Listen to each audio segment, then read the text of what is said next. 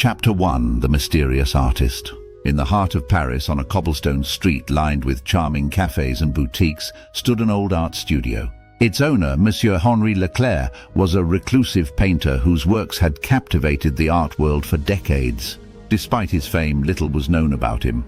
His art spoke for itself, vibrant, moving and full of life, in stark contrast to the enigmatic man who created it. Henri lived alone, rarely seen outside his studio. His neighbors whispered about his eccentricities, but he was always kind and courteous. His only regular visitor was a young woman named Claire, who worked as his assistant. She managed his correspondence, organized his exhibitions, and most importantly, kept him company. Chapter 2: The Lost Muse. One winter evening, Claire arrived at the studio to find Henri staring at a blank canvas, his usual spark replaced by an unsettling emptiness.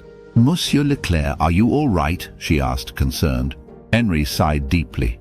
"Claire, I have lost my muse. I fear I can no longer paint." Claire was taken aback. Henri had always been a pillar of artistic inspiration. "What happened?"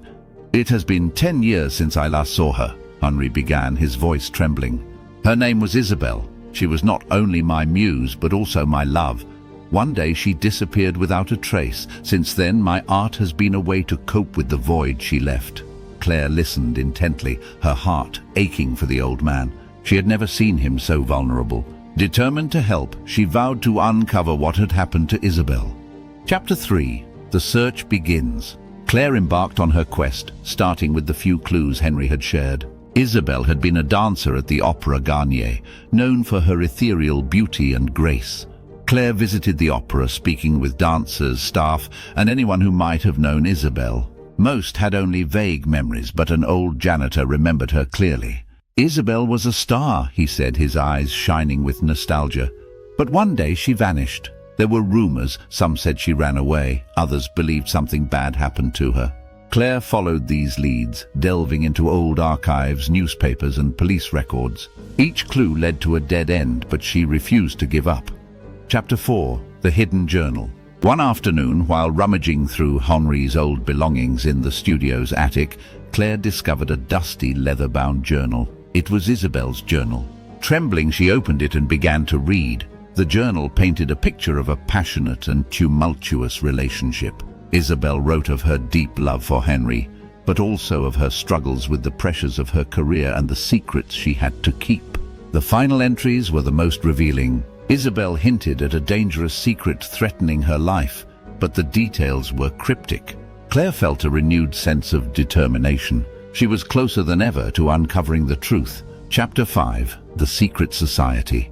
Piecing together the cryptic clues from the journal, Claire uncovered references to a secret society operating in the shadows of Paris. This society, known as the Brotherhood of the Shadow, was reputed to wield influence over the city's elites, including the art world. Claire delved deeper into the society's history, learning that they had a habit of manipulating artists and performers for their own gain. It became clear that Isabelle had gotten entangled with this dangerous group. With this new lead, Claire sought out individuals who had once been associated with the society. She met former members and others who had narrowly escaped their clutches. Gradually, a picture emerged. Isabelle had tried to break free from the Brotherhood, and they had made her disappear to protect their secrets. Chapter 6: The Confrontation. Claire knew she needed proof to confront the Brotherhood and uncover what had happened to Isabelle. She contacted an investigative journalist named Mark, known for his exposés on clandestine organizations. Together, they devised a plan to infiltrate a Brotherhood meeting, posing as potential new members. On the night of the meeting, Claire and Mark entered a lavish mansion on the outskirts of Paris. The atmosphere was tense, filled with whispers and suspicious glances. As the evening progressed, Claire managed to slip away and search the mansion for evidence. In a locked room, she found documents and photographs confirming the Brotherhood's involvement in Isabelle's disappearance. But before she could escape, she was caught by the Brotherhood's leader, a man named Armand. Armand recognized Claire and revealed that he had been expecting her. He admitted that the Brotherhood had indeed silenced Isabelle to prevent her from revealing their secrets. He offered Claire a deal: keep silent about what she had discovered, and in return he would provide information on Isabelle's whereabouts.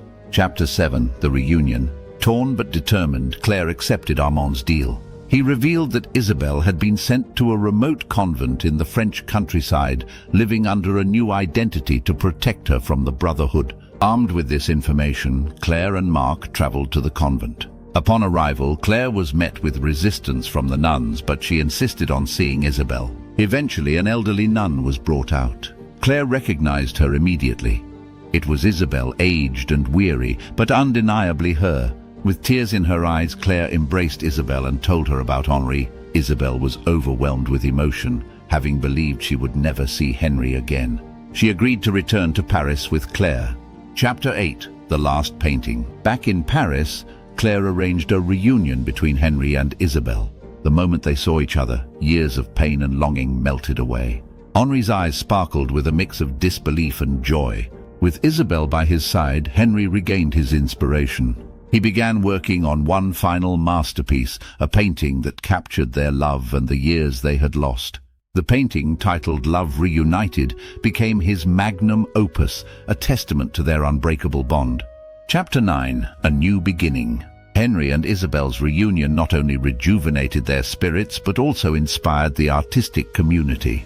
Their story became a symbol of the resilience of love and the triumph of truth over secrecy. The Brotherhood of the Shadow, exposed by Marc's article, crumbled under public pressure. Claire continued to assist Henri, but now as a close friend and confidant. She too was transformed by the experience, finding new purpose and fulfillment in helping others discover their own truths. Chapter 10. A Legacy of Love. Henri and Isabelle spent their remaining years together, cherishing every moment. Henri's final painting, Love Reunited, was exhibited around the world, touching the hearts of millions. Their story, immortalized in art, served as a reminder that love and truth have the power to overcome even the darkest shadows. In the heart of Paris, on that same cobblestone street, the old art studio stood, a beacon of love, resilience, and the indomitable human spirit.